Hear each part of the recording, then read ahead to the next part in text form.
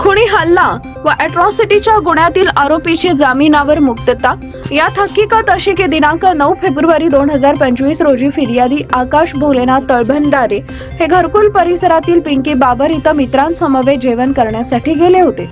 त्यानंतर रात्री 10:30च्या सुमारास जेवण करून मित्रांसमवेत घरी जात असताना विडी घरकुल येथील राजेश पायलट चौक इथं पान खाण्यासाठी प्रतीक पान शॉप इथं आले असता या गुन्ह्यातील आरोपींनी मिळून मागील भांडणाचा राग मनात धरून फिर्यादीस जबरदस्तीनं गाडीवर बसून एच ग्रुप जुना विडी घरकुल परिसरात हल्ला करून घेऊन गेले व फिर्यादीवर खुनी हल्ला केला।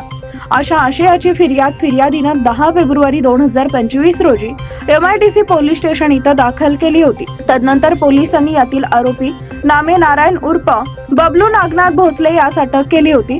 तदनंतर येथील फिर्यादीनं त्यांचा पुरवणी जबाब दिला व त्या जबाबावरून अॅट्रॉसिटीच्या कलमांची वाढ सदरच्या गुन्ह्यात करण्यात आलेली होती। तदनंतर येथील आरोपींनी जामीन मिळावा म्हणून सोलापूर येथील न्यायाधीश विशेष मोहिते साहेब यांचे जालन्यात जामीन अर्ज दाखल केला होता। सदर जामीन अर्जाच्या सुनावणी वेळीच आरोपीच्या वकिलांनी फिर्यादीमधील महत्त्वाच्या बाबी मैसस कोर्टास निदर्शनास आणून दिल्या। तसेच आरोपीच्या वकिलांनी केलेला युक्तिवाद ग्राह्य धरून न्यायालयानं आरोपीचा जामीन अर्ज मंजूर केला। यात सरकार पक्षाच्या वतीने ॲडव्होकेट श्रीमती गुजरे यांनी तर आरोपीच्या वतीनं ॲडव्होकेट रविराज सरवते, ॲडव्होकेट सत्यजित वाघमारे यांनी काम पाहिले।